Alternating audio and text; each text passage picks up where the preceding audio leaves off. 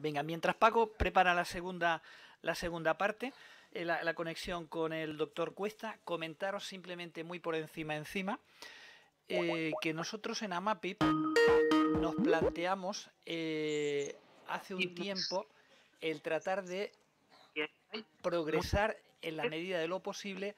Tras Paco prepara la segunda la conexión con el doctor Cuesta, comentar simplemente muy por encima, que nosotros en AMAPIP nos planteamos hace un tiempo el tratar de progresar en la medida de lo posible. Tras Paco prepara la conexión con el doctor Cuesta, comentar simplemente muy por encima. Paco, ¿cómo va eso? Que nosotros en AMAPIP... Venga, quítale la voz si acaso hay. Bueno, planteamos un proyecto de investigación, es decir, nosotros en su momento decidimos lo que el mensaje que yo os he venido transmitiendo. El conocimiento es el que va a permitir el empoderamiento de las personas, indudablemente, y para poder conocer, qué mejor que investigar. Pero sabemos que la investigación en este país, como en cualquier sitio, no es barata, es cara. Entonces, en su momento dijimos, vamos a investigar, pero nos hace falta dinero. Un grupo de arrogantes dentro de AMAPI dijimos, bueno, vamos a escribir y vamos a vender lo que escribamos, y con lo que nosotros vendamos vamos a ir haciendo. ¿Os suena el cuento de la lechera? Vale. Bueno, pues ese cuento de la lechera en su momento lo empezamos y dijimos, bueno, voy a montar mi granja, que era mis escritos, y cuando nos dimos cuenta éramos 3 en Málaga nada más escribiendo, y dijimos, esto no va. Bueno, pues alguien de aquí, Isma, que está ahí detrás, dijo, yo conozco unos cuantos amiguetes que podemos hacerlo. Total, que nos juntamos un grupo de gente y al final hicimos un libro. El libro se llama Sueños en la mirada, que lo habéis visto ahí fuera. Sacamos 1000 ejemplares, que para ser un libro está bastante bien. Y con eso empezamos a hacer la difusión, conseguimos una cantidad y dijimos, vamos a empezar a investigar. Claro, convencimos a esta persona que va a hablar con nosotros ahora, que es Antonio Cuesta, y Antonio decía, pero a vosotros, ¿qué os interesa? Entonces habíamos 2 grupos. Uno, en la línea de lo que Marina ha estado diciendo, órtesis, exoesqueletos, etcétera, etcétera, y otra línea que decíamos cosas del día a día para el manejo, que pueda costar una, que pueda costar otra. Y veíamos que una podía resultarnos mucho más cara que la otra y dijimos, bueno, pues vamos a empezar por aquella que sea un poquito más cercana. Hablamos con Antonio y dice, bien, la fatiga, perdón, el síndrome postpolio, ¿cuál es el síntoma cardinal? Pues el más invalidante, el más frecuente, el que más problemas da a los neurólogos, a los rehabilitadores, a los inspectores e indiscutiblemente a nosotros los pacientes, es la fatiga. Y si fuéramos capaces de estudiarla para poder manejarla, ya habríamos dado un paso. Se lo dijimos a Antonio, Antonio hizo una búsqueda bibliográfica súper exhaustiva, el doctor Cuesta, y con su grupo de investigación de la Cátedra de Fisioterapia y Discapacidad de Málaga, pues nos plantearon este estudio. Y dice, oye, ¿qué os parece si hacemos un fatigómetro? Fatigómetro, todo el mundo lo entiende. Un metro es una cosa que sirve para medir distancia. Fatigómetro, un metro para medir la fatiga. ¿Pero eso existe en el mundo? No. Pero, ¿y si la identificamos, la medimos, la monitorizamos? Pues vamos a verlo. Entonces se metió en un proyecto de investigación que en el momento en que Paco me dé autorización, yo le doy paso a Antonio. Él está aquí conectado ya. ¿Vale? Y el doctor Cuesta pues nos va a comentar cómo se ha hecho, qué se ha obtenido y qué nichos de investigación quedan a posteriori, porque hay cosas súper interesantes que puedan, si se profundiza en ellas, reorientar con la posibilidad, habría que valorarlo, de un elemento gold estándar para el diagnóstico, que en este momento no lo hay, pero que a lo mejor podríamos tenerlo en base a algunos de los elementos, y luego algunos elementos también en el área de la rehabilitación, de decir, ¿qué puedes hacer de ejercicio? ¿Hasta dónde? ¿Cómo? Sí, aeróbico, sí, pero ese ejercicio aeróbico, ¿cuándo paro? Porque incluso en el ejercicio aeróbico llega un momento en que yo ya no puedo. pero ¿y si yo lo mido de alguna forma que me permita decir hasta aquí puedo hacerlo? Pues esos elementos posiblemente son los que nos vaya a hablar el doctor Cuesta cuando don Francisco nos diga. Antonio, buenos días, todo para ti.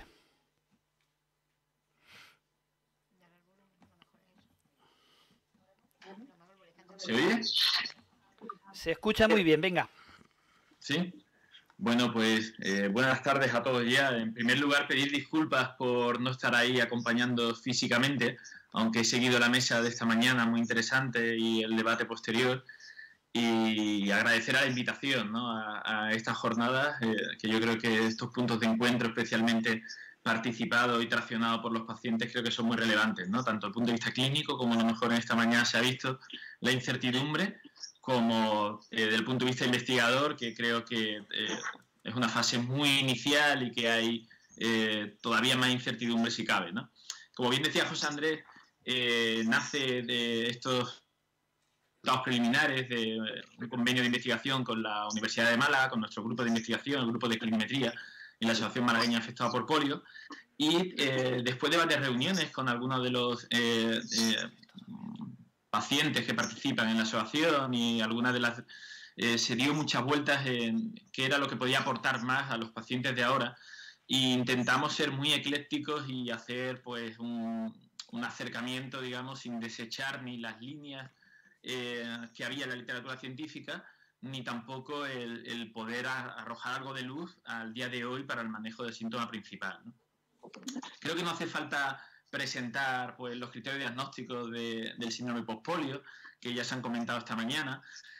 Solo destacar pues, que hasta el año 2000 el criterio, digamos, del fenotipo recoge 4 puntos, ¿no? Pues ser diagnosticado de poliomielitis, presentar un nuevo síntoma tras largo periodo de estabilización. Ese nuevo síntoma se determina fundamentalmente por una nueva debilidad muscular, una atrofia indolor, pero sobre todo por la fatiga, o en castellano tal vez sería más adecuado traducirlo por el cansancio severo, puesto que la fatiga, especialmente en Málaga, se reconoce como miedo o falta también de acercamiento social, ¿no?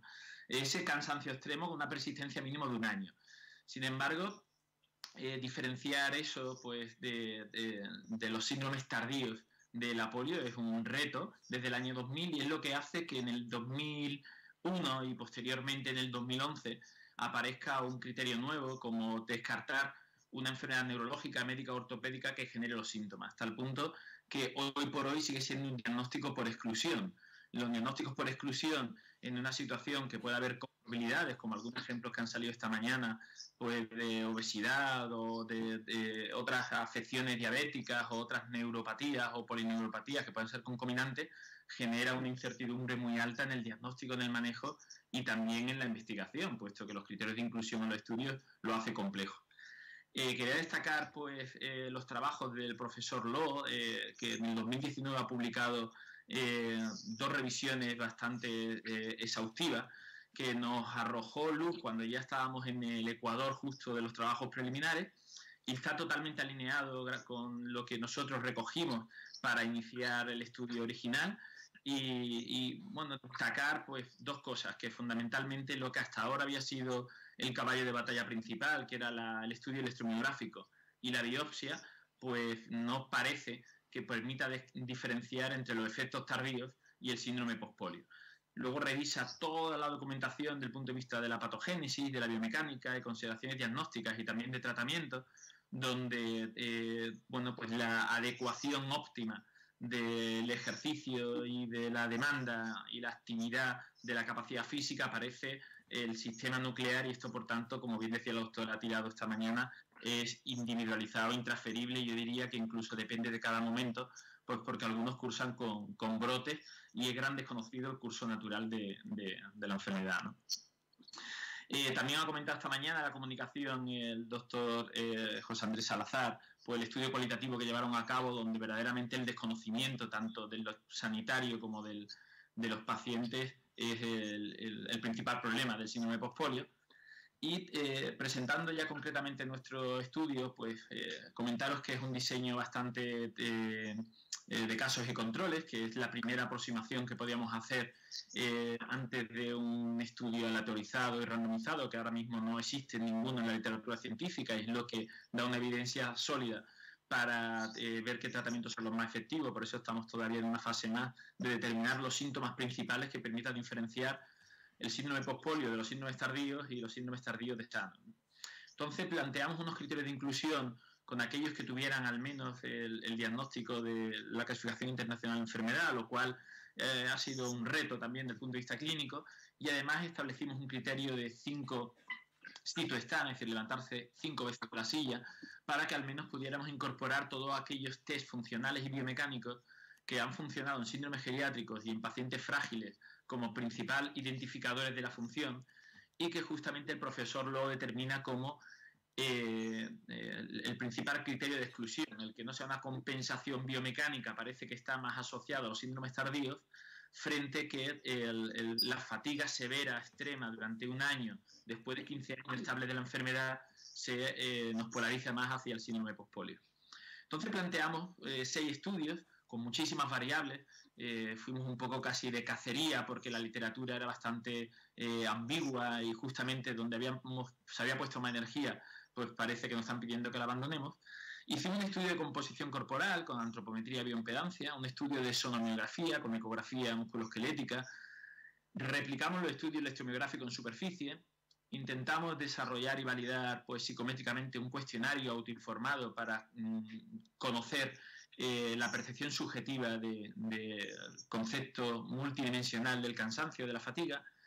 Hicimos pruebas de esfuerzo en esfuerzos cortos para determinar tanto estudios cinemáticos como estudios metabólicos en esfuerzos cortos, que parece que son bastante erráticos en esta población, así como otras enfermedades neuromusculares. Y os presento aquí un poco que contamos solo con 29 casos en Málaga y también algunos que vinieron de Córdoba que estaban debidamente diagnosticados, e intentamos pues con sus familiares, amigos, parejas hacer unos controles sanos que tuvieran pues una edad, características sociodemográficas y porcentaje de grasa y porcentaje muscular similar, que en los últimos tuvimos que ir cuadrando para que fueran equiparables. En contra de nuestro estudio tengo que decir que intentamos centrarnos en fatigas más severas, pero que pudieran al menos levantarse 5 veces, y los comparamos con sanos y no con síndromes tardíos, porque serían estadios tal vez intermedios muchas de las variables, y estamos buscando aquellas variables que polarizan o que discriminan más los casos de sus controles sanos con sus características sociodemográficas similares.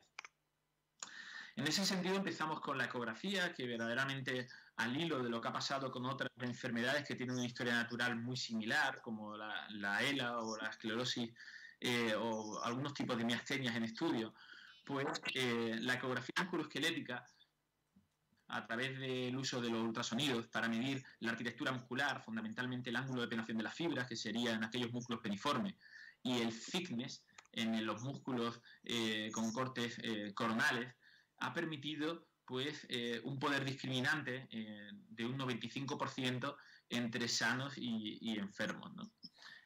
Y controles. Esto no nos sorprende porque su correlación con la dinamometría es bastante alta. Sin embargo, sí que ha sido muy interesante comparar pues, en los 4 miembros de cada persona, tanto en lo afecto como no lo afecto, como esta afectación en el grosor muscular, cuando comparamos sanos con controles, aparece en los 2 miembros, con lo que empezamos a sospechar que probablemente la arquitectura muscular sea reflejo de la unidad motora, y que probablemente el estudio de la motoneurona y su reflejo en la arquitectura muscular, como ya ha pasado en la ELA en este año, en la literatura científica, pueda ser un sitio donde seguir explorando. Destacar aquí que en los miembros superiores no hubo diferencia entre casos y controles en cuanto al grosor muscular, concretamente en el bíceps braquial, en el músculo del brazo. Sin embargo, en la ecointensidad muscular, que ha sido la que tanto en los síndromes geriátricos como en la esclerosis lateral amiotrófica nos ha permitido discriminar mucho mejor, y ahora mismo el principal biomarcador, sí que aparecen diferencias también en los brazos, así como en las piernas. La ecointensidad no es más que la característica, digamos, en el contraste entre el tejido conjuntivo y el edema natural del músculo, digamos, la parte acuosa del músculo, donde establecemos un histograma en función de la densidad de blancos y negros, y nos da una composición de lo que llamamos bueno, calidad muscular en cuanto a su intensidad de cogenicidad recogida con ecografía.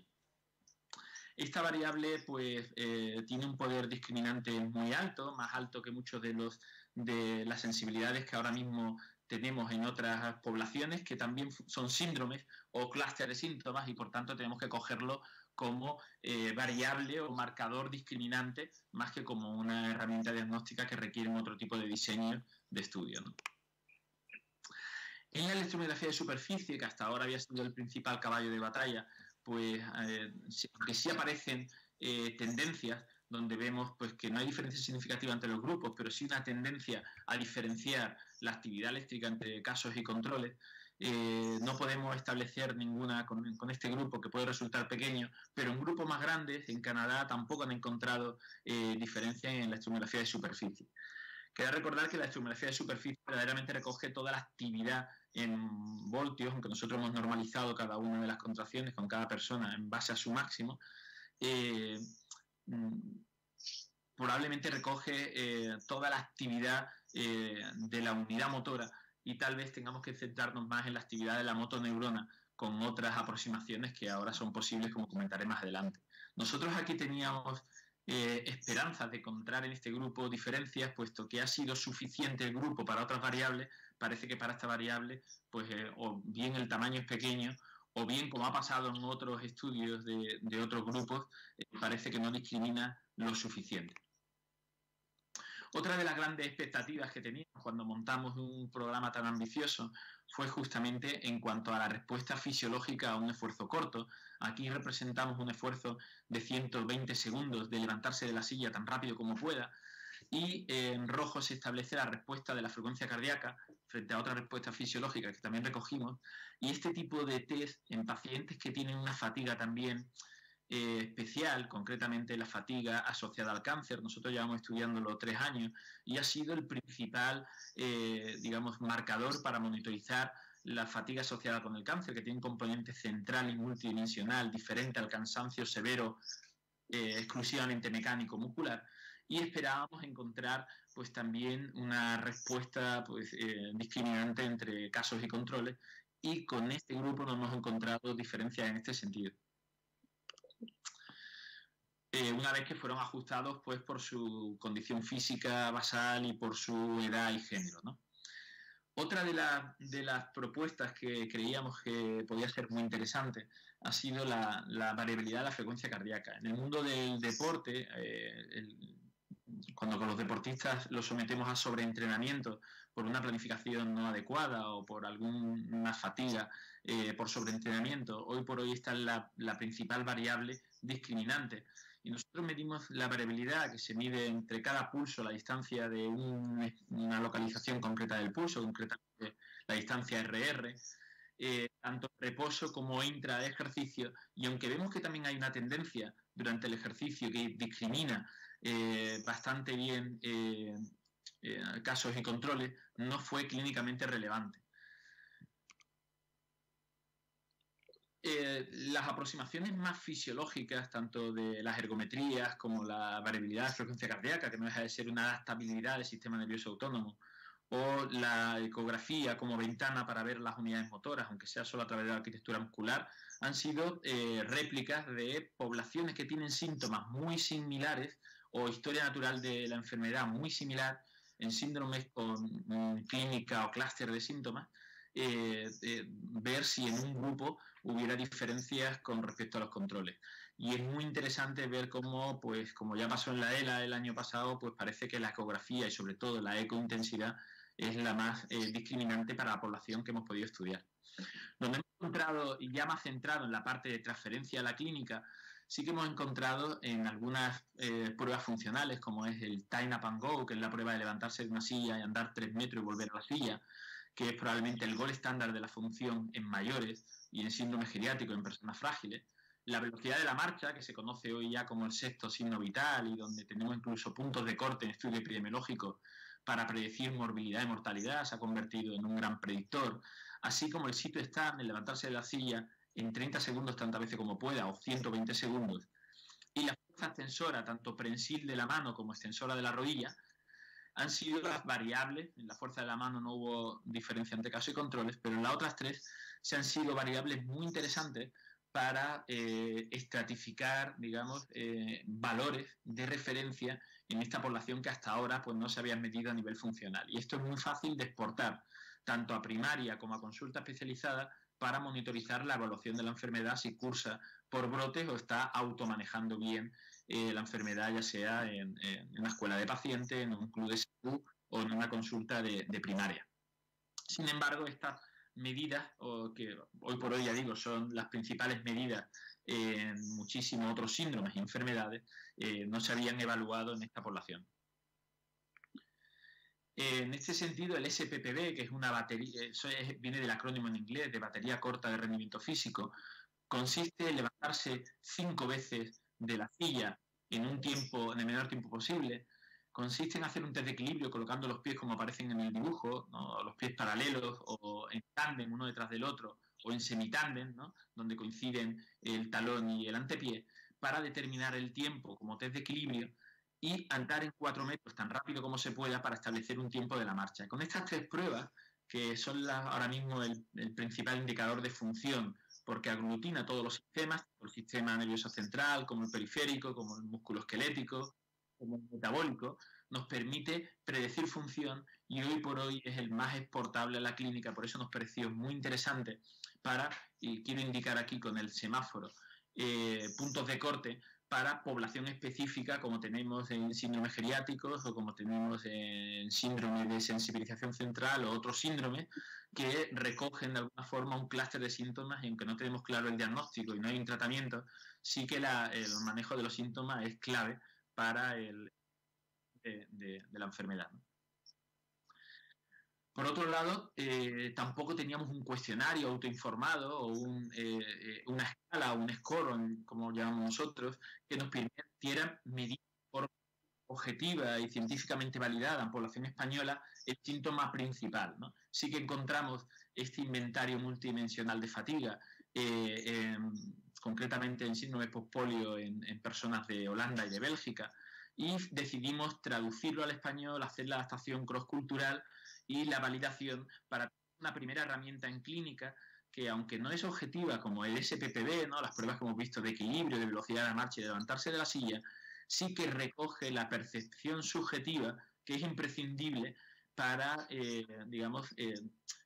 ajustar a la persona. A mí siempre me gusta en la transferencia de la investigación a la clínica, pues tener una medida objetiva y una medida subjetiva, puesto que las subjetivas, aunque son subjetivas, explican muy bien la varianza de lo que está pasando y la objetiva nos permite en una sensibilidad específica a algunos cambios que podamos inducir y que puedan ser clínicamente relevantes. Por lo tanto, tener 2 indicadores, uno objetivo y uno subjetivo, es lo que se recomienda en el mundo de la clinimetría.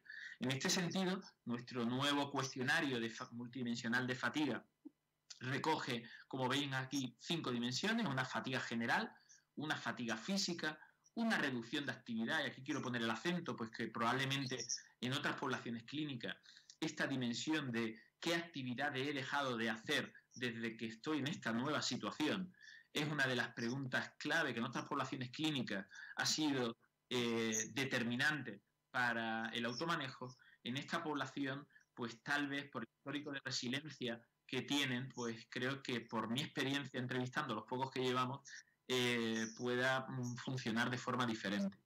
La reducción de motivación es otra de las dimensiones y la fatiga mental. Vemos que en la fatiga mental no se encontró diferencias significativas en este estudio entre casos y controles. Sin embargo, la diferencia es muy significativa y clínicamente muy relevante en la fatiga general y en la fatiga física, y clínicamente relevante en la reducción de actividades y en la reducción de la motivación. Por tanto, después de ver estos resultados, tanto del inventario multidimensional de fatiga adaptado a síndrome postpolio en español y validado, y tener valores de referencia o puntos de corte con la población al menos malagueña de síndrome postpolio diagnosticado, propusimos hacer ese fatigómetro o esa forma de medir la fatigabilidad o la capacidad de llegar a esa fatiga como principal orientación de automanejo, que será objeto del taller de esta tarde, ¿no? Estas recomendaciones, pues lo veréis con más detalle, imagino, esta tarde. Nosotros hemos propuesto unos puntos de corte que están basados en una muestra muy pequeñita y que probablemente pues sea el momento de compensar ese registro del Instituto Carlos III, donde solo había una persona, que decían esta mañana, y ampliar esto, que necesitamos el mayor número de personas medidas con estas pruebas que son bastante factibles, como ya hicimos en los síndromes geriátricos o ahora ya hemos hecho en los pacientes frágiles en primaria, y hemos convertido estos estudios preliminares en estudios epidemiológicos de fenotipado para estratificar la severidad de pacientes. En cuanto a la perspectiva científica, pues bueno, como decía antes, la ecointensidad, pues creo que tiene un potencial muy importante en esta población clínica. Nosotros estamos trabajando, como decía, tanto en sarcopenia asociado a los síndromes geriátricos como nuevo biomarcador de prefragilidad. De hecho, lo hemos publicado en la revista PLOS-ONE esta semana.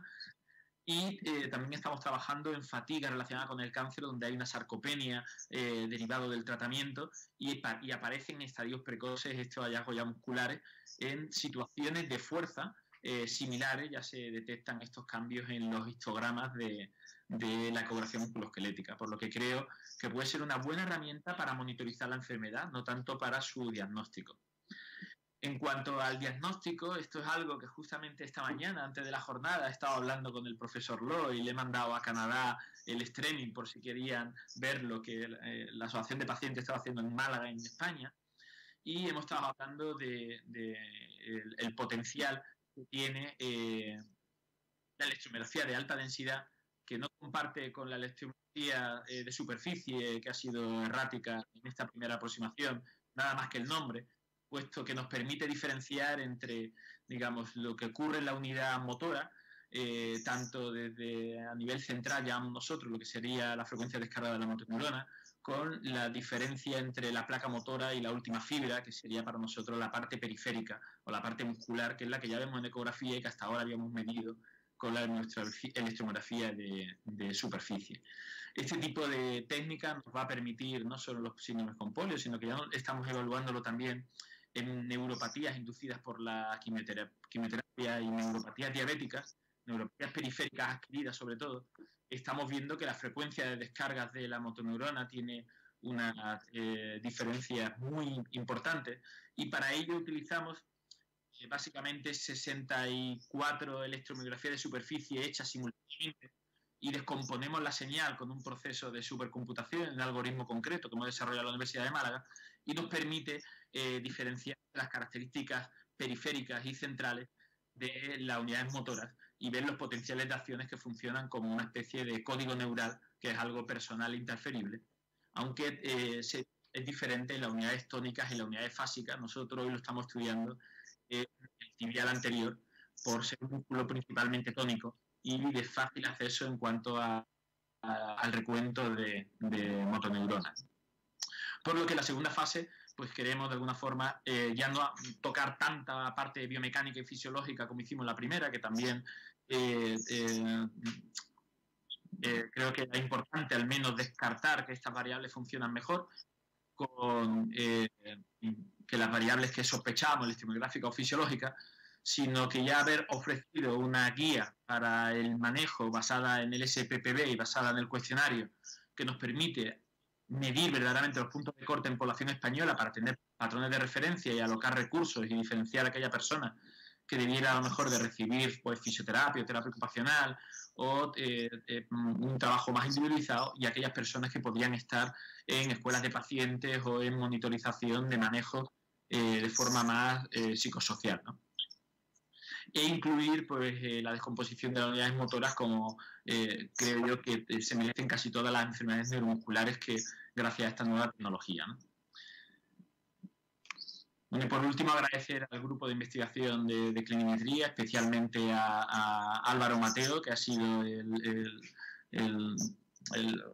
investigador que junto conmigo ha evaluado las evaluaciones de los pacientes, y esperamos que estas aportaciones, sobre todo los 3 artículos que hemos sacado primero, puedan estar disponibles en la literatura científica pronto, y sobre todo que la guía para que sanitarios tengan un poquito más de información, sobre todo de manejar el principal síntoma y el uso de tener un cuestionario y unos puntos de corte o de referencia para, de alguna forma, el automanejo del principal síntoma, aunque no sea un arrojo del punto de vista diagnóstico, pues sí de un automanejo del síndrome y del fenotipo del síndrome postpolio. Muchas gracias.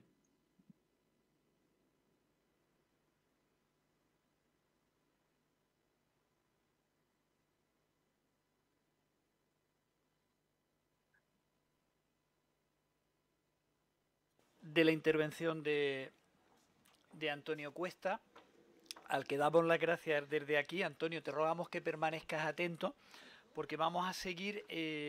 Yo voy a hacer unas preguntas a los compañeros de la mesa, ¿vale? Para ir complementando tu intervención más la segunda parte, que era lo que queríamos hablar, futuro. Al doctor José María Trejo, jefe del Servicio de Neurología del Hospital General de Burgos, le pediría que nos esbozara de forma sucinta por dónde pasa el futuro del síndrome postpolio desde el punto de vista de su especialidad, la neurología. Sabemos que los pacientes con síndrome postpolio somos pocos, que no es una patología que, a diferencia de otras en que la incidencia aumente año a año, nosotros, los afectados de la polio y los que desarrollan el síndrome postpolio, no vamos a ser multitud en el futuro, al contrario. Con este condicionante y la escasez de recursos en investigación, y esperemos que por lo menos no ocurra así en atención sanitaria, ¿qué nos puede decir al respecto? ¿Cómo debemos esperar los afectados por la polio y el síndrome postpolio el papel de las unidades de neurología hacia nosotros los próximos años? Yo creo que esto es una tesis doctoral, pero... Gracias, Andrés. Yo creo que hay dos aspectos. Uno es el que los neurólogos nos encargamos sobre todo del diagnóstico y tenemos que tener pues una mayor sospecha cuando nos encontramos con una persona que tiene polio para detectar el deterioro funcional y el deterioro objetivo que tiene la persona por síndrome postpolio para tomar las medidas adecuadas. Es decir, que hemos visto que está infradiagnosticada la enfermedad, en parte porque los criterios diagnósticos no son claros. Comentaba con una compañera, no es como hacerse un análisis de sangre y decir hemoglobina por debajo de 12, anemia. No, es bastante más difusa la línea entre la persona que disminuye su rendimiento por la edad y la persona que tiene una polio y la disminución de su función es por un síndrome de postpolio. Pero tenemos que esforzarnos los neurólogos por detectar este problema. La segunda aportación es que esto debe de ser tan individualizado como los músculos que son afectados en unos y otros. Es muy distinto que una persona tenga un problema para andar y que otro tenga un problema para tragar. El tratamiento y las medidas preventivas, pues en un caso son completamente distintas de las de la otra persona. El aspecto del tratamiento ahora yo creo que está un poquito parado, o sea, no sé yo que haya una investigación que esté a punto de salir, pero es el respecto a el tratamiento de la causa. El tratamiento de las consecuencias yo creo que sí que es muy activo y yo creo que lo ha comentado Marina, es decir, que el tema de las prótesis, el tema de los robots, el tema de todos estos instrumentos que ayudan es algo que se está continuamente desarrollando y que va a ayudar a mejorar la función y la calidad de vida de la gente, sin duda. Yo creo que eso sí que es algo que va a seguir mejorando la vida de la gente que tiene estos problemas. Muy bien, muchísimas gracias, José María. Ahora el turno para Marina Tirado, jefe del Servicio de Rehabilitación del Hospital Universitario Carlos Saya de Málaga. Sí, perdón, es que tenía apagado. Ahora es el turno para la doctora Marina Tirado, jefa del Servicio de Rehabilitación del Hospital Universitario Carlos Saya de Málaga. Le pido lo mismo que al interviniente precedente, un esbozo de la situación de la rehabilitación en el manejo y en el futuro del síndrome postpolio, partiendo de la situación que los afectados de Málaga conocemos de su implicación en la existencia de protocolos de acceso y manejo de nuestra situación, como ella ya nos ha comentado esta mañana. Quizás de los pocos en funcionamiento en este momento de nuestro sistema sanitario, con el valor añadido para nosotros de contar con nuestro conocimiento y participación en la medida de nuestras limitadas posibilidades. Por tanto, le pediría que a ver si nos puede ilustrar algo al respecto sobre el futuro del manejo de los efectos tardíos de polio, esa disfagia, esos problemas de la esfera cognitiva y fatiga en general. Pues mira, yo partiría de gran parte de lo que he dicho antes. Creo que lo primero es hacer, todo sería mucho más fácil para vosotros en general si se hiciera un registro, es decir, si en el registro de enfermedades raras no hubiera solamente una persona, que tiene que haber más. Y creo que eso puede funcionar como registro centralizado. En cualquier caso, con las cifras de estimación que podemos tener de personas que están afectadas, creo que es fundamental el que se diagnostique, es decir, el enfermo es el primero que nota los síntomas nuevos, entiendo que es así básicamente, y que consulta. Entonces entiendo que debe haber, insisto mucho en las medidas organizativas, porque debe haber una primera detección basada siempre en protocolos y en procedimientos de trabajo que estén normalizados, si no es que no hacemos nada.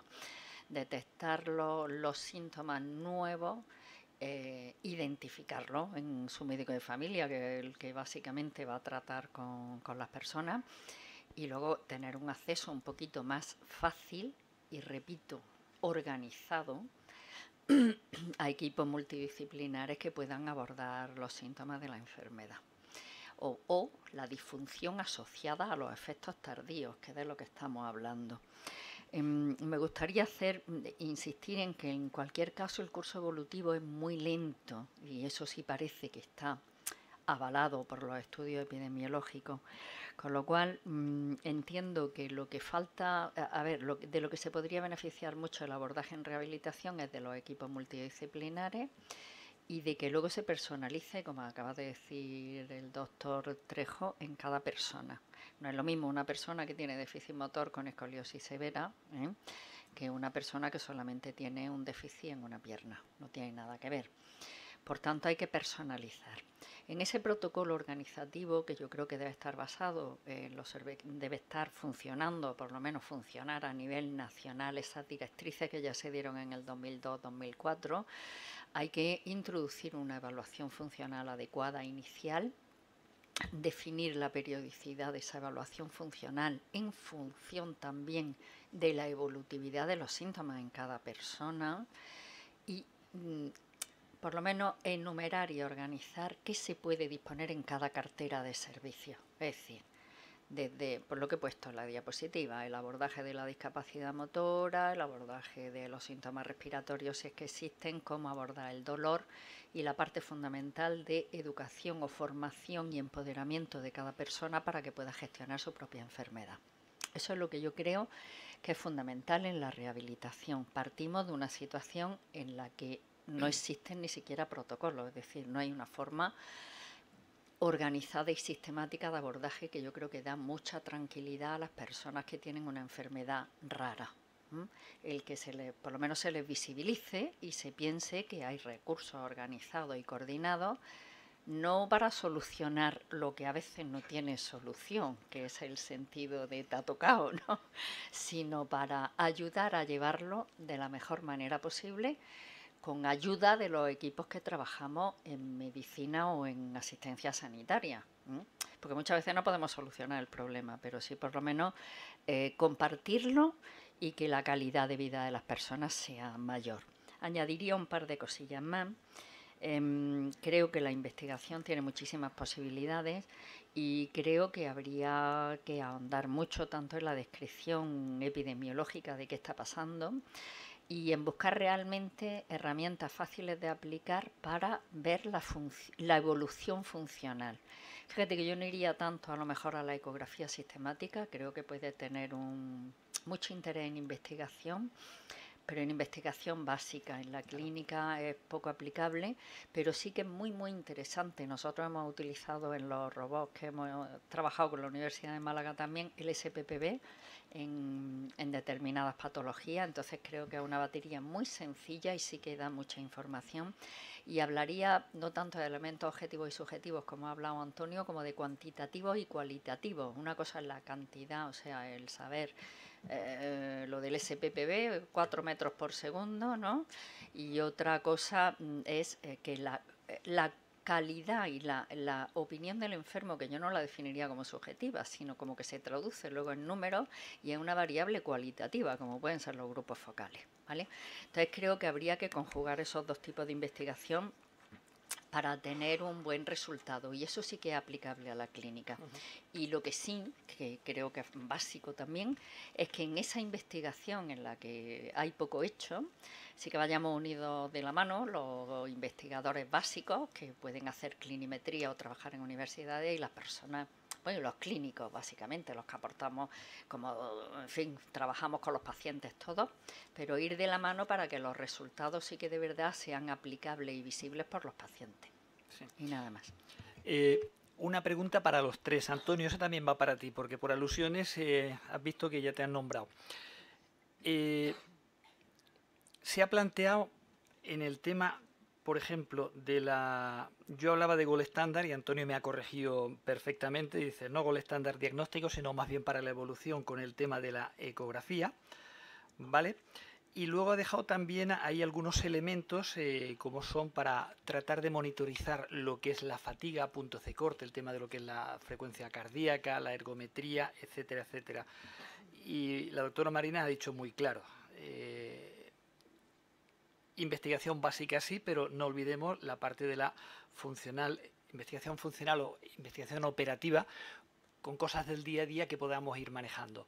Por tanto, la pregunta para los tres, más o menos, al hilo de esta investigación, ¿qué podemos ir esperando? Por ejemplo, en el tema de la ecografía, doctor Trejo, veríamos que podría ser, como Antonio plantea, un elemento de monitorización, y luego para Marina y para ambos también el tema de las frecuencia cardíaca, ergometría, como elementos para medir mejor lo que es la fatiga y reorientar bien lo que es la rehabilitación. Y Antonio, por alusiones también para ti. ¿Quién empieza de los tres? Como queréis.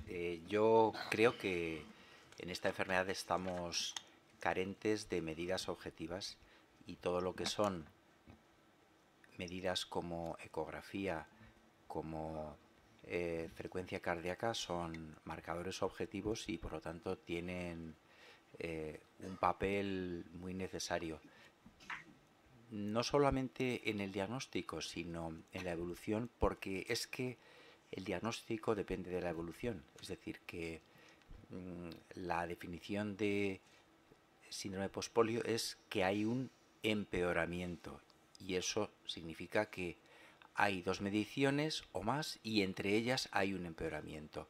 Si eso se puede detectar por una ecografía, si se pudiera detectar por unos test de relación ejercicio, insuficiencia, frecuencia cardíaca u otras medidas objetivas, pues sería ideal, porque entonces podríamos diagnosticar con mucha más seguridad el síndrome de postpolio, y creo que ese es un tema de investigación en el que supongo que está Antonio ya en la cabeza y trabajando, porque creo que tiene futuro y es muy interesante, ¿no? Ya no me acuerdo de lo que habías preguntado, José. Vamos A ver, me parece que, verás, el tema de la ecografía yo no, a ver, lo veo en el seguimiento, pero lo veo más en el diagnóstico inicial. en comparación con sujetos sanos. Creo que es una línea de investigación básica en la que sí que hay que profundizar. La ergometría es un elemento que sí que no lo he comentado antes, pero creo que habría que incorporar a la valoración, a la evaluación funcional global de los pacientes en la clínica rutinaria. Eso no es muy dificultoso. Lo mismo que a lo mejor el hacer una ecografía cuesta más recursos en términos de tiempo, disponibilidad de equipo y de personas que la sepan interpretar. En el tema de, en este momento hablo, en el tema de la ergometría, no hay ningún problema en introducirlo en los protocolos clínicos habituales, ¿vale? Sobre todo porque, bueno, porque tanto, verás, que en los servicios de rehabilitación habitualmente lo podemos hacer y lo podemos hacer sin ningún esfuerzo. Y creo que sí que aportaría muchísimo sobre la evolutividad de cada persona, ¿vale? Y por otro lado, en el seguimiento yo es que introduciría, para mí lo básico es elaborar un protocolo a la luz de lo que vaya saliendo en la investigación. Incorporaría lo que ya tenemos, lo del SPPB me parece, y el índice multidimensional de fatiga me parece que es muy bueno, y la validación que ha hecho el grupo de Antonio me parece importantísima. Creo que sí que puede servir para el manejo y la evolución, y para asesorar funcionalmente a todos los pacientes, no solamente ya en la vida diaria, sino en vida laboral, en recomendaciones ergonómicas basadas en instrumentos fiables y medibles. Es decir, no podemos hacer informes que no digan nada. Y eso es lo que aporta el grupo de Antonio fundamentalmente. Antonio, tu turno. Sí, bueno, pues yo creo que estoy completamente de acuerdo con mis compañeros de mesa, pero sobre todo quería poner el acento en el comentario de doctor Trejo sobre el tamaño del cambio, porque la clave de diferenciar el síndrome postpolio de los síndromes tardíos es el tamaño en el cambio, digamos, es un cambio severo, sostenido durante un año, y para determinar ese tamaño necesitamos hitos de control, puntos en una línea de progresión, de forma que tener la evolución natural del síndrome tardío frente al síndrome postpolio en indicadores temporales va a ser la clave para tener, digamos, una herramienta diagnóstica mucho más válida y precisa. En ese sentido, yo creo que el enfoque que le hemos dado de tener herramientas muy para ya, que han funcionado en otras poblaciones clínicas, otros síndromes, como el SPPB o el multidimensional de fatiga, pero con datos específicos y que podamos convertirlo no solo en los 30 malagueños, sino en toda la población posible, nos va a dar un diagnóstico social de los puntos de corte funcionales. Esto yo creo que es la primera herramienta para construir un proceso asistencial integrado, un protocolo que diga, oye, que todos los enfermeros, fisioterapeutas, médicos, trabajadores sociales puedan de alguna forma recoger esta información para monitorizar la evolución del síndrome frente a los efectos tardíos. Creo que es clave. Luego, en cuanto a la investigación más aplicada, yo no considero la ecografía algo básico, creo que es algo que ya en muchísimas especialidades está incorporado y que el procesamiento de imagen es muy automático, ahora mismo está incluido casi en la mayoría de las consolas que se utilizan primaria, pero lo que hay que determinar verdaderamente es si es un biomarcador válido y fiable como ha demostrado ser en ELA, por ejemplo, ¿no?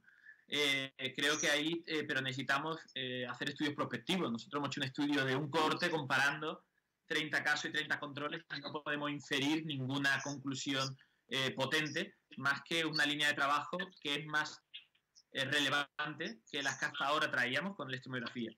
Y también estoy totalmente de acuerdo con Marina en cuanto a las pruebas de esfuerzo, es decir, como justamente la entrevista motivacional y la prueba de esfuerzo me parece la base de ese proceso asistencial integrado, pensando ya más en la transferencia, pues porque al final o al principio la clave va a ser la personalización, por supuesto, ¿no? Además de las ayudas técnicas, ¿no? Es decir, que nosotros en las ergometrías que hemos hecho intentar ver respuestas fisiológicas del sistema nervioso autónomo basado en alguna de las sospechas que hay escritas también del grupo de Lo en cuanto a la baja adaptabilidad o baja variabilidad del sistema nervioso vegetativo, ¿no? En ese sentido hicimos las ergometrías más de esfuerzos cortos, ¿no? Y también pues creo que bueno, que al final el objetivo del estudio, que era muy preliminar, es transversal. Ya digo que hace falta un estudio prospectivo, pero ya tenemos ítems de control para ir viendo cómo va evolucionando. Creo que tenemos herramientas sobre todo para que ya se beneficien a día de hoy, por lo menos en el autocuidado, las personas que lo sufren y controlen su conservación de energía, que decía Marina esta mañana.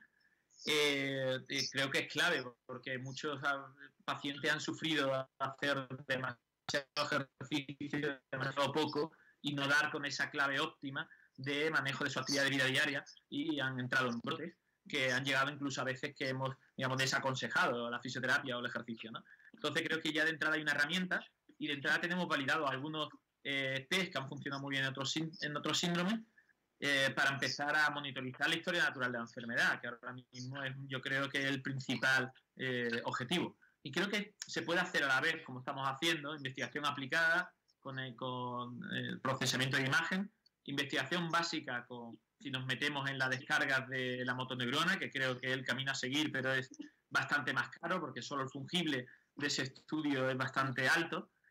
Y ahí sí considero que investigación más básica, porque descomposición de la señal pues requiere de supercomputación y requiere un trabajo multidisciplinar en análisis de la señal. Pero en cuanto al estudio más clínico, creo que el SPPB y la escala multidimensional es una herramienta que es muy interesante para empezar, como mínimo, a describir la población con datos, ¿no? Cosa que es imprescindible, aunque luego en la clínica se haga una adaptación individual a cada caso, obviamente. Muchísimas gracias, Antonio.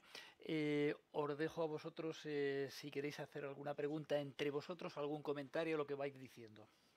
Yo solamente quería decirte cosas que ya sabemos. Estoy totalmente de acuerdo en los estudios prospectivos, y que teniendo un registro de personas que han tenido polio, no que tengan efectos tardíos, ni siquiera un síndrome postpolio, registro de personas que han tenido polio, pues sería tal vez el primer paso para hacer un estudio prospectivo donde se validara la ecografía como biomarcador, la ergometría, y además pudiéramos validar del todo el SPPB y el índice multidimensional de fatiga.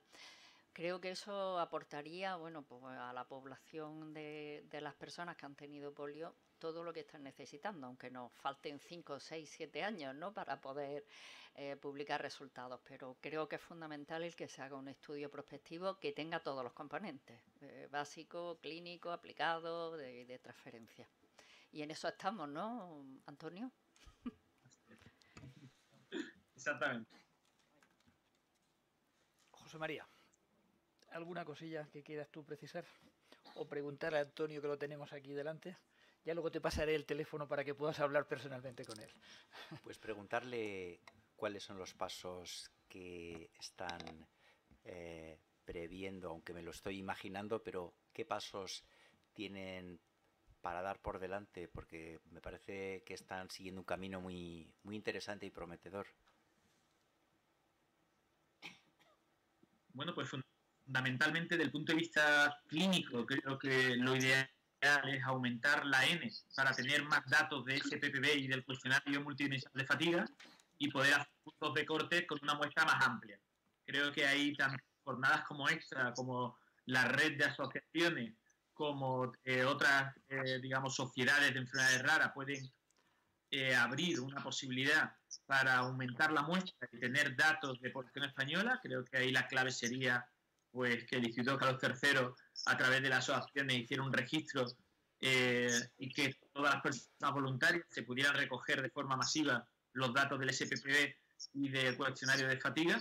Con esto tendríamos de alguna forma datos más reales de población española, ahora que tenemos validados los instrumentos, y con la guía de sanitarios, pues que sobre todo en familia, en médicos de familia, enfermeros de familia, fisioterapeutas que trabajan en primaria, pues, y también en asociaciones de pacientes, que en algunos casos los hay, pues utilicen este instrumento como medida estándar para poder comparar resultados intrasujeto e intersujeto. Del punto de vista de investigación, yo creo que justamente con la electromiografía de alta densidad, el ver la frecuencia de impulsos y diferenciar las características centrales de las unidades motoras de las características periféricas de las unidades motoras, creo que tiene un futuro esperanzador para todas las afecciones de las unidades motoras, y esto es algo que es muy reciente en la tecnología, muy compleja, y que tenemos en Málaga la posibilidad de hacerlo, y ahora mismo tenemos solo financiación por neuropatías, pero esperemos que en un futuro se pueda hacer también en síndrome postpolio. Y creo que la ecografía es algo que está ahí a caballo entre lo clínico y lo básico, lo que probablemente en casi todas las consultas se está incorporando. Ya, por ejemplo, en los estudios que hacemos con medicina interna, pues ya los internistas cuentan también con su ecógrafo para orientarse mucho a la sarcopenia como principal síntoma modificable en personas mayores o polimórbidos, porque ya estas afecciones aisladas existen, casi son casos polimórbidos. Y creo que tendría que estar también en la del rehabilitador, en la del fisio y en la de todos los que trabajen con personas que se puedan revertir síntomas en estos fenotipos, que no dejan de ser un clúster de síntomas, ¿no? Yo creo que hay, no es para diagnosticar con el ecógrafo, sino para monitorizar pues, cambios en la que parece que son más relevantes que en otros aspectos, incluso se detectan precozmente, porque creo que es una línea que no debiéramos de abandonar, porque ya hemos visto que ha dado más resultado que la estimografía, que hasta ahora era la que hemos invertido mucho tiempo y esfuerzo en ella. Muchísimas gracias, Antonio, por tu intervención. Tengo aquí a Gracia pasándome la mano por debajo diciendo yo también quiero hablar, yo también quiero hablar. Entonces le voy a dejar que ella nos diga cómo ve el futuro de los afectados por el síndrome postpolio. ¿Qué le pediría a quienes están al cuidado de los afectados en el tiempo, acciones, recursos, objetivos? ¿Qué sugeriría a los profesionales que estamos aquí presentes?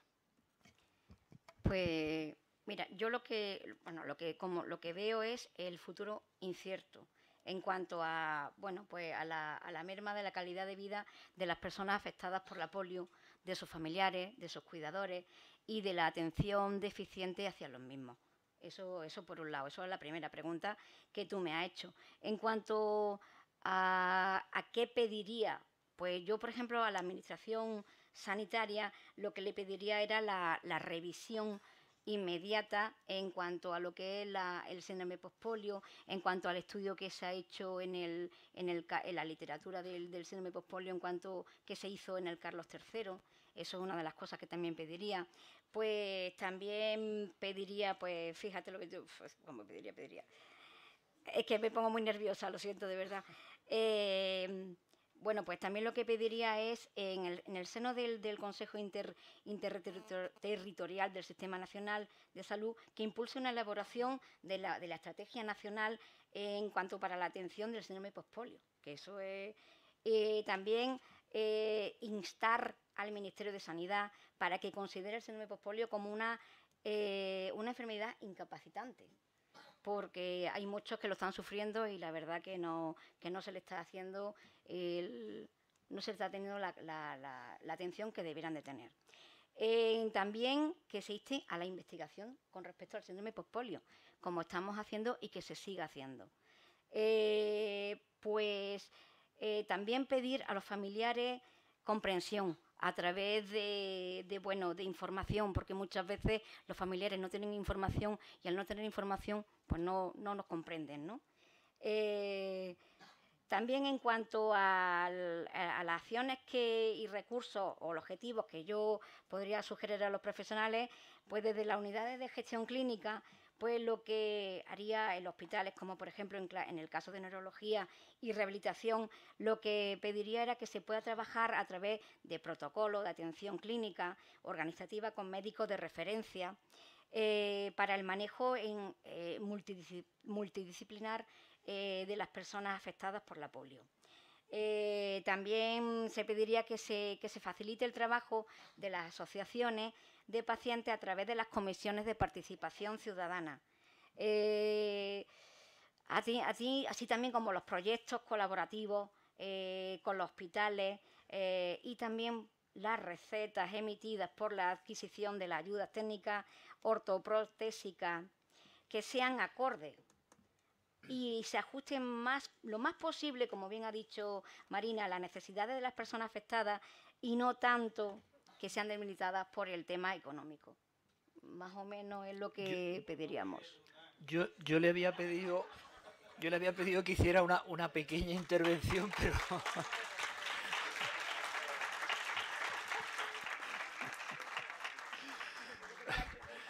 muy bien. Bueno, vamos a ver. Ahora vamos a un turno de intervenciones de la gente que estés en la sala. Por favor, pediría concreción.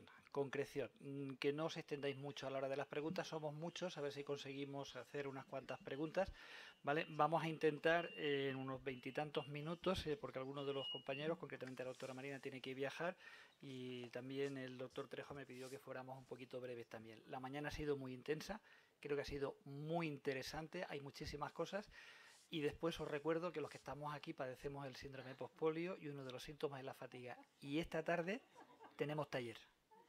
Por tanto, tenemos 20 minutos por delante, ¿de acuerdo? Os recuerdo que el año que viene, luego esta tarde vendrán a comentarnos que habrá un congreso internacional en Vitoria, para el que ya estamos invitados, por lo menos el grupo de Málaga. El doctor Cuesta ya creo que ha sido contactado, ¿verdad, Antonio? La doctora Muñoz también, yo mismo, y me imagino que vosotros también habéis sido contactados por Fran Nolet. A lo mejor por Fran o por Irene. Y sería muy interesante, y ahí estaremos volviendo a dar el callo, porque creo que tenemos mucho todavía que decir, que hacer y mucho que hacer todavía por ahí. ¿Tenías la palabra? Hola, buenas tardes. Soy Álvaro de APPCAT. Álvaro de APPCAT. Y una cosa quería decir, resaltar a MAPIP, daros las gracias por estos 2 días que nos dais, que no sabe nadie lo que lleva a trabajar esto, que si lleváis desde febrero del año pasado trabajando, y estos 2 días es fabuloso. Yo pido un aplauso para ellos, para MAPIP y el equipo humano, Los que hemos hecho cosas de estas sabemos lo que cuesta, 2 días a cabo de 1 año y medio, Entonces, bueno, yo tenía varias preguntas. Una, a Marina, cuando ha comentado, por ejemplo, el tema de la renta, poner el tope de la renta mínima y todo esto, cuidado con la renta mínima, porque nosotros, depende de las comunidades, las rentas mínimas son muy sufridas. Tened en cuenta que una de las cosas que nosotros decimos, adaptar un piso en Barcelona, cuesta 50 a 60 mil euros adaptar un piso. Entonces, depende, si volvemos con las rentas mínimas, ya estamos fastidiados. Yo siempre digo que nosotros los discapacitados tenemos 2 hipotecas, la voluntaria y la obligatoria. La voluntaria es que compras un piso, lo compras o te vas de alquiler. Y nosotros tenemos la de todos los ortopédicos, todas las historias, que esta es la obligatoria. Cuando acabamos de pagar una ortopedia, volvemos a comprar otra y siempre tenemos ya hasta que nos moramos. Entonces esto, cuando hablamos de rentas así, yo me pongo un poquito nervioso. Automáticamente. Luego, el doctor, nosotros el tema de la discapacidad, nosotros hasta hace 4 días era traumatológico, ahora es neurológico. Entonces a mí me da mucho miedo cuando hacemos los estudios y nos olvidamos de la polio. Si no hay polio, no hay pospolio. Entonces, no olvidemos la polio, porque estamos con un tema muy peligroso también. Ahora, hace un mes, en Brasil ha vuelto otra vez la epidemia de la polio. Hoy en día, pasar una epidemia de un país a otro cuesta nada. Estamos nosotros como APPCAT, estamos luchando también el tema de las vacunaciones. Cuando sale una madre que no hace falta vacunar, nos ponemos de mala leche. Porque una cosa es que tú heredes la epidemia porque te da la gana y la otra es que se la des a tu hijo. Entonces esto es una de las cosas que tenemos mucho que ver.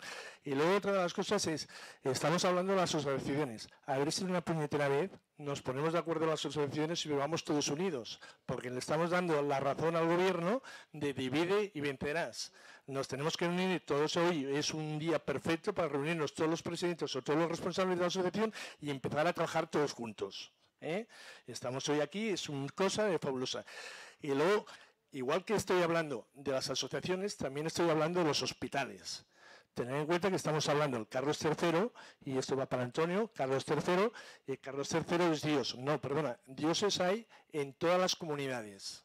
Tenemos el Hospital de la Fe, en Barcelona tenemos el Guttmann, tenemos el Valle d'Hebron, tenemos Belviche, Carlos III, Joan XXIII, y seguro que en cada comunidad tenemos porque no es un tema de hospitales, es un tema de personas, igual que vosotros. Y yo os felicito porque siempre sois los mismos. Y yo no sé cómo voy al congreso que voy, siempre os veo los mismos. Entonces hay un momento que dices, son las personas. Ojalá la administración se pusiera de acuerdo ya de una puñetera vez y dijera, hay un equipo humano, todo lo que solicitan los trabajadores, hacer este equipo humano.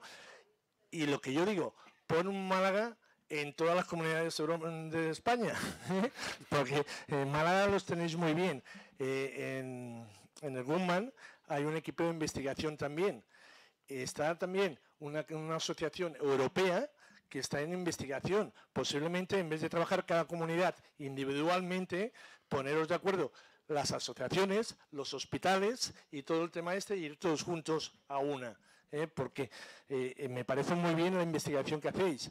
Y luego, cuando hay una estadística que dice que solamente hay un postpolio de estadística, nosotros a nivel de Cataluña resulta que tenemos 4 hospitales que no son de referencia, y cada hospital tiene 1000 pacientes de polio y pospolio.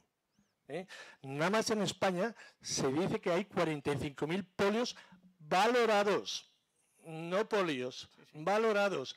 Y entonces está saliendo el tema de la pospolio ahora, y nosotros en la asociación estamos acojonados, porque salen pospolios que tenían un uñero y ahora resulta que es la pospolio.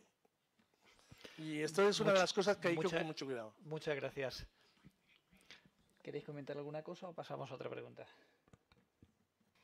Comentar que yo no decido ni de renta ni de hostias, entonces, a ver, lo de la renta es un componente que en otros países sí que se utiliza, digamos con menos economía sumergida que el nuestro tal vez, pero sí se utiliza como un baremo para determinadas prestaciones, que es lógico, es decir, no es lo mismo pagarle a todo el mundo una silla con motor o la reparación de la silla con motor, dependiendo del uso, si gana A o B. En segundo lugar, otra historia con la que estoy totalmente de acuerdo es la posibilidad de unir redes clínicas y de investigación. Y volvemos a lo que decía tu compañero, que es que somos muy egoístas, es decir, compartir conocimiento cuesta mucho por el protagonismo de cada uno, y yo creo que eso es algo que tenemos que superar todos los que trabajamos en sanidad.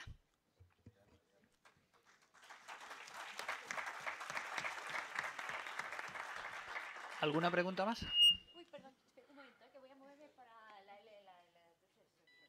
Se ha entendido, espera un momento. Gracias. Venga, muévete ya, hombre.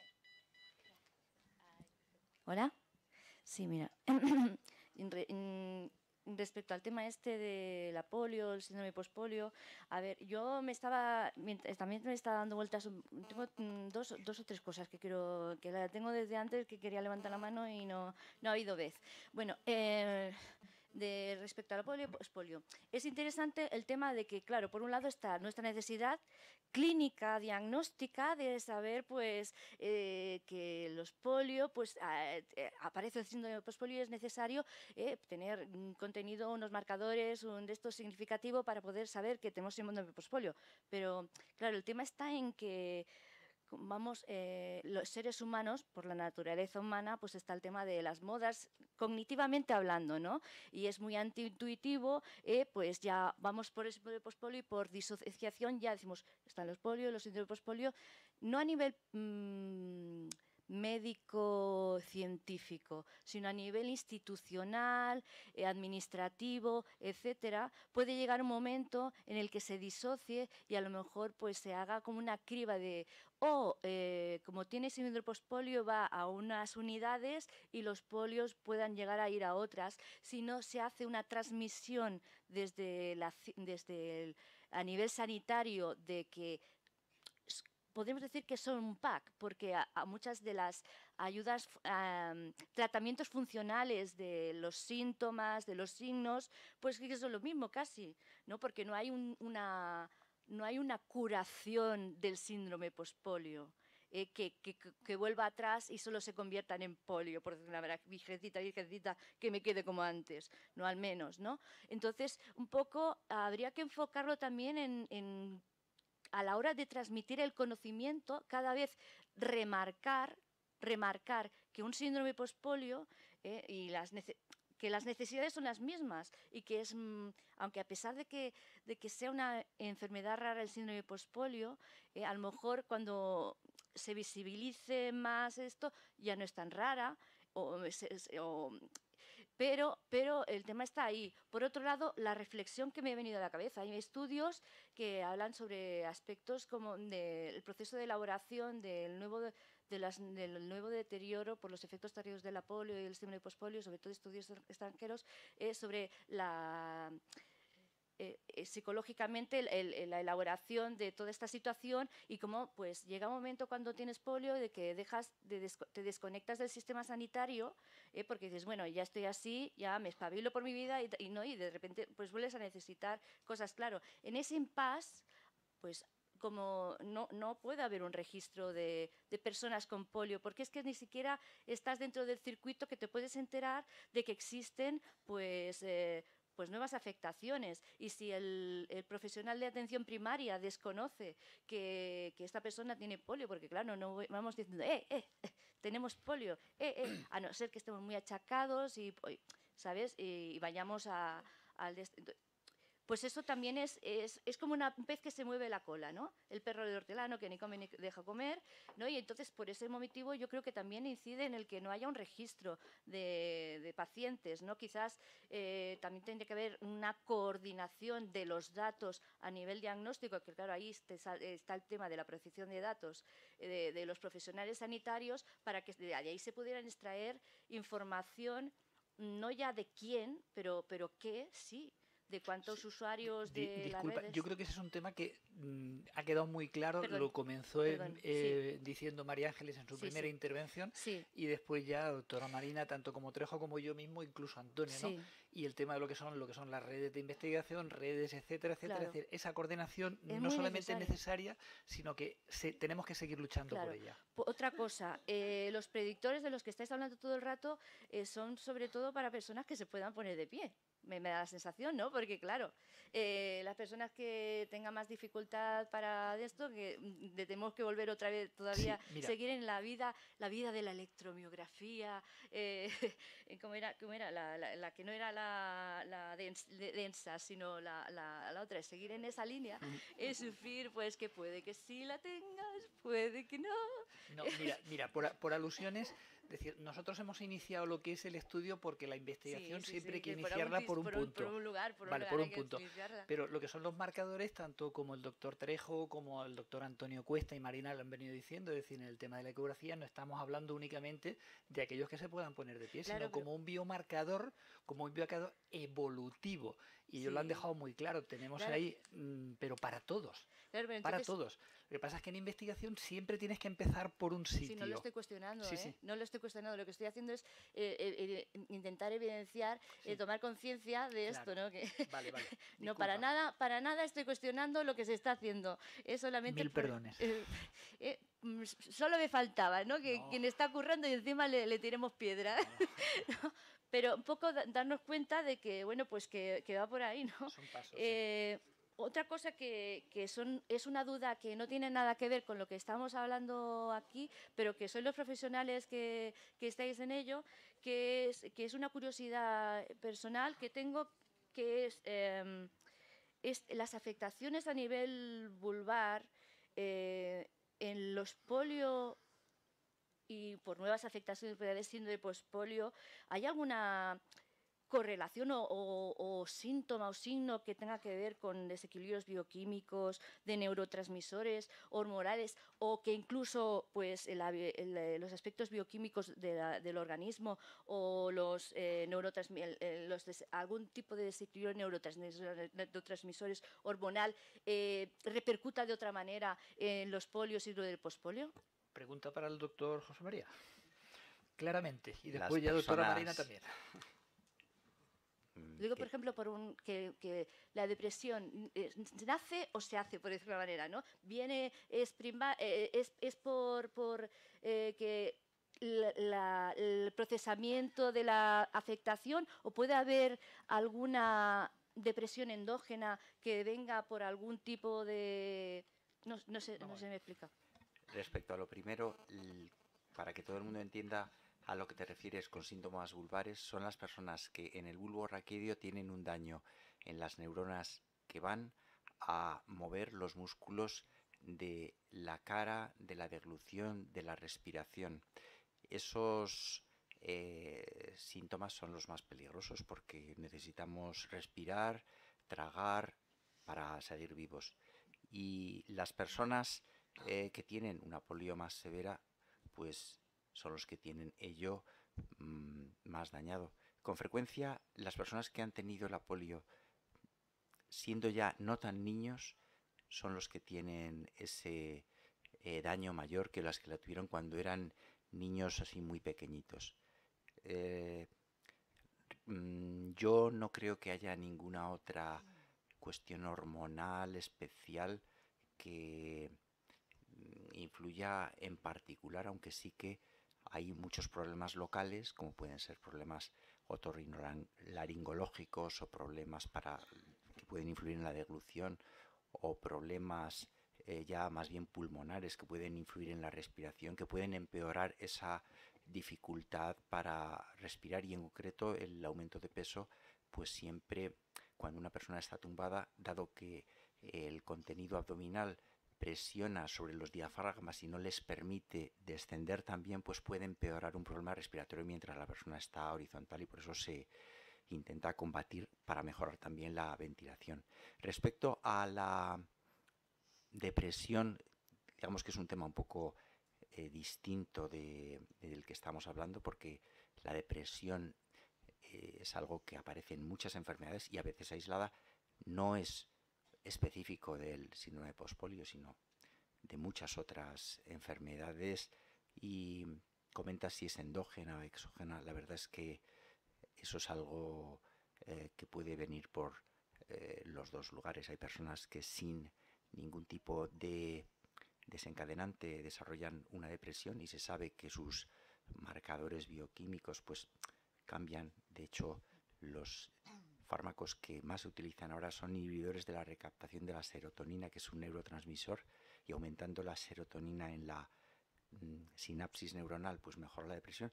Y otras veces pues efectivamente es algo en relación a algo que te ha sucedido, pues una desgracia, se te muere un familiar, tienes la polio o la pospolio, que te lleva a una depresión. O sea que puede haber dos caminos, aunque en los dos casos muchas veces se mejora también con medicinas, aunque el problema venga de fuera. Eso no tiene que ver con la pospolio, pero lo digo porque muchas veces se piensa que si el problema ha venido de fuera, ¿para qué voy a tomar medicinas? Pueden ayudar en algunos casos, pero no tiene que ver ya con este tema. ¿Alguna pregunta más? Sí. Soy Loli Espósito, de Córdoba, de la asociación Acopipo, y me sumo a todo lo que mis compañeros están diciendo, pero quiero quiero hacer un inciso en todos los síntomas que tenemos ya de polio y síndrome pospolio. Y es que no tenemos tiempo tampoco. Tenemos ya una edad muy considerable y antes fuimos víctimas de un sistema o de un régimen y ahora de un sistema. Y yo pediría desde aquí, tanto a la de esta científica como a la administración, de que activara todos los protocolos, pero a la mayor brevedad posible, porque no tenemos tiempo. Tenemos ya una edad un poquito... Solamente quería decir eso. Gracias, Loli. ¿Alguna pregunta más? Venga. Ahí estaba él, sí, perdona, disculpa. Hola, mira, vamos a ver, yo quiero hacer dos preguntas. Una de ellas, cada X tiempo, la Organización Mundial de la Salud cambia lo que los CIE. La CIE 9 aparece el 139, el 135 como efectos tardíos de la polio. En la CIE 10 aparece el G14 como síndrome postpolio. Y ahora en la CIE 11 desaparece todo, efectos tardíos de la polio, desaparece el síndrome postpolio y aparecen las secuelas de polio. Creo que sería ya conveniente de que de una puñetera vez se pusieran de acuerdo y que si hay una enfermedad de que se han puesto porque son nuevas o algo, que sigan en la siguiente CIE, porque si no, Ahora si entra en España la CIE 11, el síndrome de pospolio no existe, porque no está diagnosticada. Está la secuela de polio. Y la siguiente, también hay otra pregunta que es sobre, se está hablando sobre la sarcopenia. La sarcopenia es muy parecido a lo que es el síndrome pospolio. ¿Existen algunos marcadores diferenciales?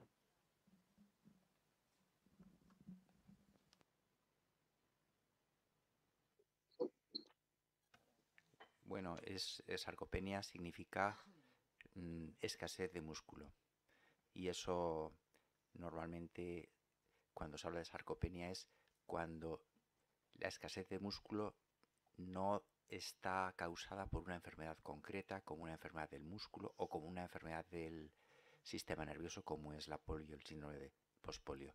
La sarcopenia es algo que todos padecemos según vamos cumpliendo años, es decir, es una evolución natural y que las personas que tienen una nutrición mala se les acentúa mucho mayor. Y la sarcopenia es algo que influye, como la nutrición, en la gravedad de muchas enfermedades que podemos tener. De manera que eso es algo que, como a veces se ha comentado aquí, hay que combatir con nutrición y con estilo de vida, con ejercicio. Es decir, que es algo que en una persona con una polio o con un síndrome de pospolio, pues puede ser la diferencia entre que tenga una función mantenida o que tenga una función declinante, porque la propia evolución del cuerpo humano sano es a disminuir su contenido muscular según pasa la edad, y nos tenemos que cuidar con alimentación y ejercicio para que eso sea lo menos rápido posible, para que nos mantengamos en forma.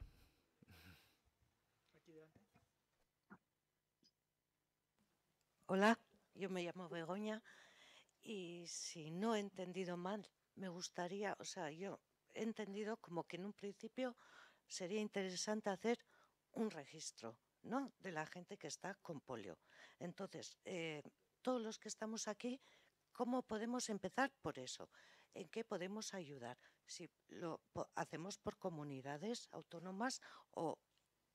Eso es lo que quiero preguntar. Si lo primero hay que hacer un registro, ¿cómo podemos participar todos? Cada uno en la medida que pueda, voluntarios, comunidades o lo que sea. Solo eso. ¿Cómo lo vamos a hacer? Bueno, hace unos años el Carlos III puso en marcha un registro para todas las enfermedades raras. Ese registro es de fácil acceso a todo el mundo que tenga internet. Pones registro enfermedades raras Carlos III y ya entras en la página. Y ahí te registras. Es un registro de los pacientes. ¿Por qué lo han hecho así? Porque de la manera en la que se ha aquí propuesto que sean desde las comunidades, desde las consultas de primaria resulta muy complicado. Y si es el paciente el que se registra, es mucho más fácil. El registro que inició el Carlos III hace unos años tenía el propósito y tiene el propósito de que sea un registro accesible sobre todo a los investigadores para que desde el Carlos III motiven a la investigación y los investigadores tengan un acceso fácil a los pacientes. Porque en las enfermedades raras hay pocos pacientes afectados y es muy complicado saber dónde están. Y esta es una manera fácil de que desde las instituciones investigadoras y desde los servicios públicos se conozcan dónde están los pacientes, quiénes son y cómo acceder a ellos. Entonces es muy fácil. Entras, pones registro de enfermedades raras, Carlos III, te sale la página, se puede hacer y es muy sencillo, se envía un informe y son ellos después de recibir el informe los que meten al paciente. Pero necesitan un informe con el diagnóstico. Pero hay un registro de polio y hay un registro como pospolio. ambas cosas. Muy bien, yo sintiéndolo mucho voy a tener que dar por finalizada la mañana porque, insisto, hay personas que tienen que viajar. Voy a empezar por agradecer al Centro Creer el que nos haya brindado la oportunidad de poder disponer de estas magníficas instalaciones durante estos días. Quiero agradecer a todos los intervinientes en la mesa, a Antonio, que lo tenemos ahí vía telemática. Para todos ha sido una experiencia el hacer una jornada de estas características con gente presencial aquí, gente fuera. Yo creo que ha sido muy gratificante. Y fundamentalmente a aquellas otras personas que han hecho el esfuerzo, que han podido hacerlo, de estar aquí presentes, el doctor José María Trejo, la doctora Marina Tirado y María Ángeles Baños, que la tenemos aquí también sentada en la primera fila. E indiscutiblemente, en el nombre de AMAPI, agradecer a nuestra presidenta y a todos, a AMAPI, por el esfuerzo tan importante en organizar estas jornadas que esperemos tenga continuidad y sobre todo vaya teniendo sus frutos. Aquí hay muchísimas cosas que habéis ido diciendo entre todos y que yo creo que es interesante que las podamos hacer. Y a todos aquellos que no han podido venir y nos están siguiendo vía telemática, también muchísimas gracias, y que el síndrome postpolio no está muerto, aunque nos esté matando poquito a poco, y vamos a seguir trabajando por obtener, no de él, sino a través de él y de la investigación, una mejor calidad para todo el tiempo que nos quede, que esperemos que sea mucho. Muchísimas gracias a todos.